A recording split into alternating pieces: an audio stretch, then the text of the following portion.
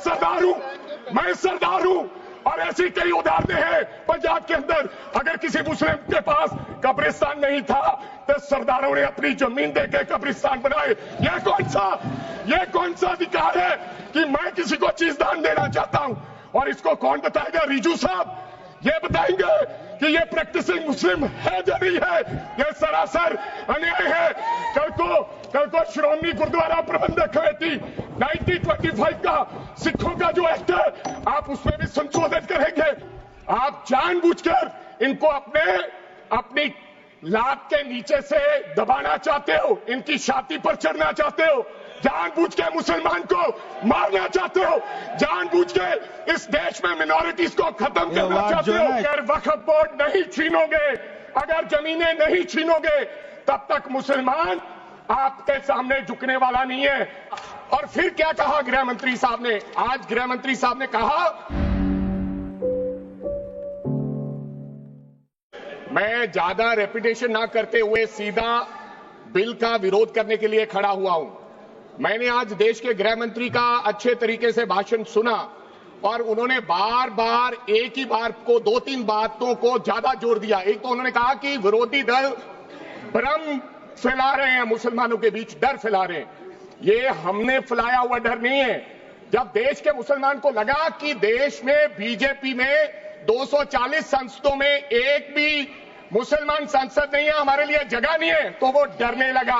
जब आपने कब्रिस्तान की बात की, आपने शमशान घाट की बात की, तो वो डरने लगा। जब गोधरा हुआ, जब मुजफ्फरनगर हुआ, जब दिल्ली हुआ, जब हरियाणा मेवात में दंगे हुए, तो देश का मुसलमान डरने लगा। और फिर क्या कहा गृह मंत्री साहब ने? आज गृह मंत्री साहब ने कहा कि 2013 का बिल अगर नहीं आता, यूपीए नहीं लेकर आती, तो आज इस बिल की जरूरत नहीं थी। क्यों बिल लाए? क्योंकि आपको पता चल गया कि देश का मुसलमान हमारा साथ नहीं दे रहा।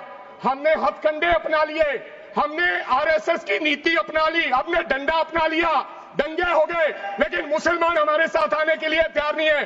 फिर आपको पता चला, आपने एक और आंकड़ा दिया, आपने कहा 1913 से 2013 तक केवल 18 लाख मुसलमानों का जमीन था और 2013 से अब तक 21 लाख और हो गया, यानी कि 39 लाख टोटल जमीन हो गया।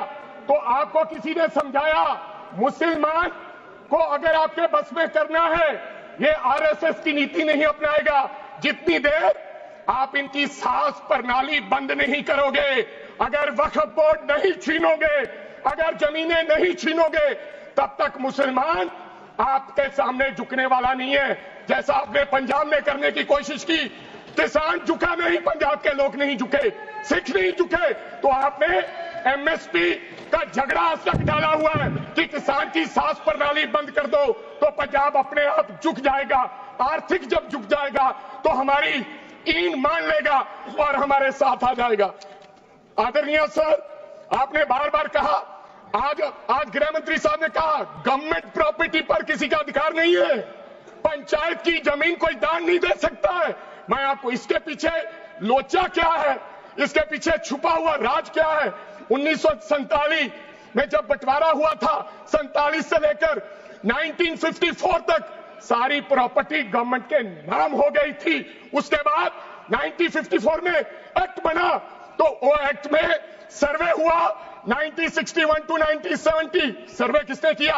कलेक्टर ने। अगर पंजाब की, हरियाणा की, हिमाचल की बात करूं तो डिविजनल कमिश्नर अंबाला बैठते थे, उन्होंने सर्वे किया, तहसीलदारों ने सर्वे किया, तो वक्फ बोर्ड को यह जमीन देने का काम किया। अब क्या हो गया? जैसे राहुल गांधी कर्नाटक में भाषण देते हैं, गुजरात में मुकदमा दर्ज होता है, सजा हो गई। गवर्नमेंट की प्रॉपर्टी तो 1947 और 1954 में तो सारी प्रॉपर्टीज गवर्नमेंट की थी। अब एक बंदा खड़ा होगा तो वो कहेगा कि यहां पर यह गवर्नमेंट की प्रॉपर्टी है, डिस्प्यूट होगा, तो आप वक्फ बाय यूजर का अधिकार खत्म कर दोगे कि ये तो जमीन गवर्नमेंट की थी, आप उसकी जमीन छीन लोगे।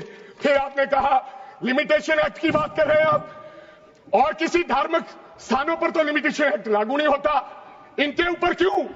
आप जानबूझकर इनको अपनी लात के नीचे से दबाना चाहते हो, इनकी छाती पर चढ़ना चाहते हो, जानबूझ के मुसलमान को मारना चाहते हो, जानबूझ के इस देश में मिनॉरिटीज को खत्म करना चाहते हो। इसको ये एक्सपांस पहला करना, हमला मुसलमान जानबूझ के मारना चाहते हैं मुसलमान को, हो गया, it should be फिर और exposed, लोगों deleted पे from the होगा। record. और लास्ट आपने कहा प्रैक्टिसिंग मुस्लिम, एक आपने और कंडीशन लगा दी लास्ट कि 5 साल प्रैक्टिस मुस्लिम होना चाहिए, वो दान दे सकता है।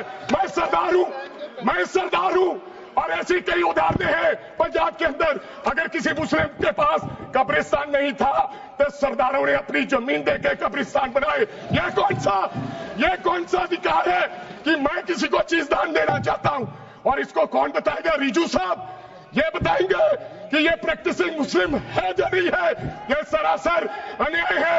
कल को श्रोमणी गुरुद्वारा प्रबंधक कमेटी 1925 का सिखों का जो एक्ट है, आप उसमें भी संशोधन करेंगे। आपको लगता है पहले मुस्लिम मारेंगे, फिर सिख मारेंगे, फिर क्रिश्चियन मारेंगे?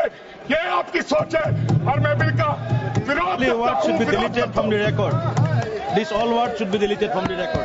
खबरों में बने रहने के लिए फोरम 4 को सब्सक्राइब करें और नोटिफिकेशन पाने के लिए बेल आइकन दबाएं।